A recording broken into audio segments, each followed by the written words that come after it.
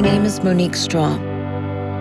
I sat down with activists across the country. We're going to begin with breaking news tonight out of Minneapolis in the death of George Floyd, the unarmed black man in Minneapolis who died in police Prosecutors custody. say Officer Derek Chauvin had his knee on George Floyd's neck for 8 minutes and 46 seconds. And these are their stories.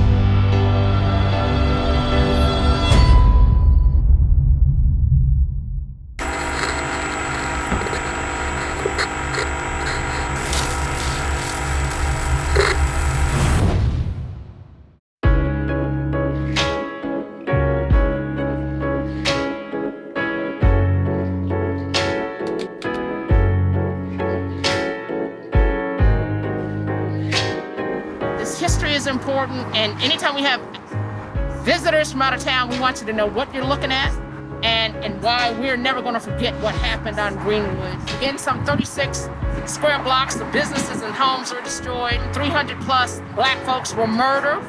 We continue to tell the story, and we continue to, especially in the day here with George Floyd, that incident in terms of police violence, that's how the race massacre, the flames were fueled basically through police violence, and we won't forget that.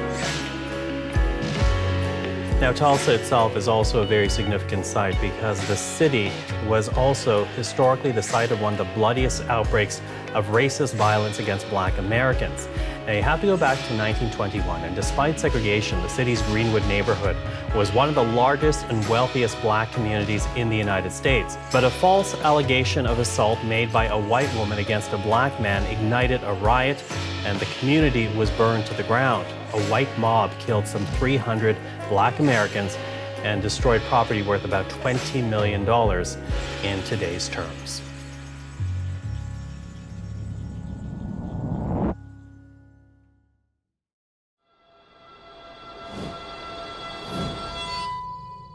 In 2016 had so many videos that you're just like in shock that you had to watch those. So now when I see anything like that, I'm just like, can someone tell me what happened? I can't do it. I can't stomach the videos anymore. I've been rallying for probably 4 years now, doing my own. It's what I love to do. The college senior helped lead thousands of people in a march to protest the killing of black people. I wanted to see how far we actually have come since that 99 years. And in the media, it shows maybe we haven't came that far. But when I saw white people coming out of like the trenches, like, okay, let's go ahead and, okay, let's donate the water, let's donate some food, let's donate those canned food. You know, let's get out in this heat. Let's go ahead and march and come out in droves. Don't shoot! If you wonder what it really felt like in 21, be here on Greenwood in 2020 on the anniversary day. I was photographing the Black Lives Matter rally here on Greenwood on Sunday, and to see an ocean of black, white, red, brown, yellow, gay, straight, lesbian, all of them gathered in on the grounds that once where blood was shed and homes were looted and businesses were burned. And then this street was flooded with that same crowd as we marched onward over to reconciliation. I can't breathe! It's a brick on the pedal. And the brakes have been cut. Get out the way if you have a problem, get out the way. I can't breathe!